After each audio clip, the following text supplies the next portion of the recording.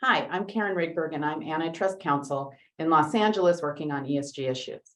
If you're watching this video, it's probably because you're involved directly or indirectly in ESG initiatives, and you're not alone. Companies throughout the world are increasing their environmental, social, and governance efforts. And although these initiatives are diverse in their purpose and scope, they often involve the same business activities, which can raise antitrust risk. These include benchmarking, information exchanges, collaborations with competitors, supply chain management, vendor requirements, joint lobbying, working with trade associations, and HR initiatives.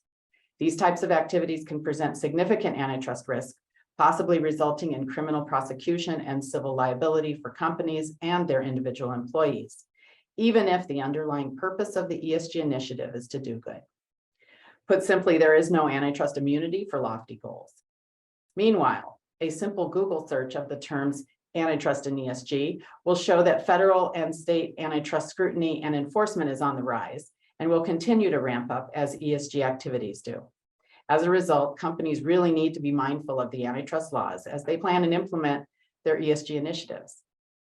There are a number of ways companies can reduce the potential antitrust risks around ESG activities. First, companies should very carefully define the ESG initiative's goal and purpose and scope to ensure that it does not, on its face, potentially violate the antitrust laws. Next, when it's time to get to work, companies need to carefully conduct their business activities, especially if they involve working with competitors, suppliers, or vendors.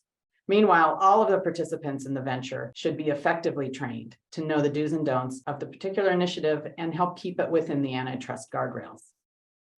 Here at Arnold Porter, we have a deep bench of antitrust expertise, and we're currently helping companies of all sizes carefully plan and implement their ESG initiatives, train and educate their employees, and create robust antitrust compliance programs to minimize antitrust risk throughout their enterprise.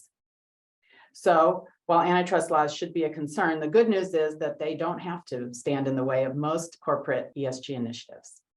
If you'd like more information, please visit our website.